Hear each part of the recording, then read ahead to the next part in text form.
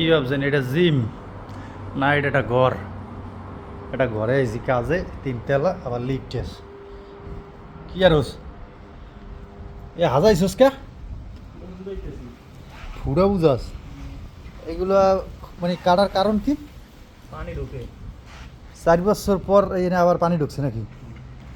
তো আমরা সেই জায়গায় সিলিকন মিলিকন দিতে এটা 4 বছর হয়ে গেছে। 4 বছর পর এখন এই জায়গায় আবার পানি ঢোকা দিছে। তো এই জায়গায় আবার আমরা সিলিকন দিতে আছি। কি সিলিকন দিচ্ছে এটা? Waterproof silicon. এটা হলো ওয়াটারপ্রুফ সিলিকন।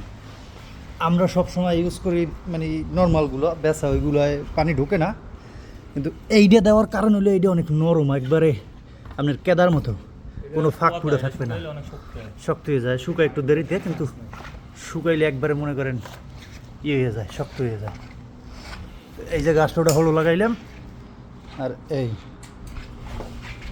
4 বছর পর আমাকে বাংলাদেশে কয় পানি ঢোকে না, গ্যাসকেট দিলেই হয়।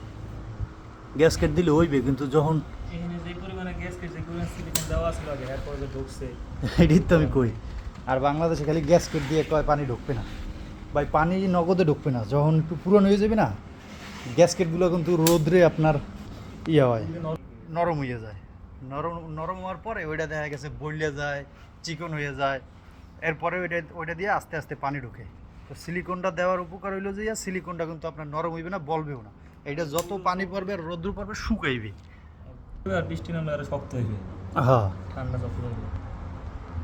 এই যে 4 বছর এই জায়গায় আগে কি জানি একটা কাপড় না জানি কি এটা দেওয়া ছিল, গ্যাসটা আছে এইগুলোর ভিতর দিয়েও আপনার পানি ঢোকে।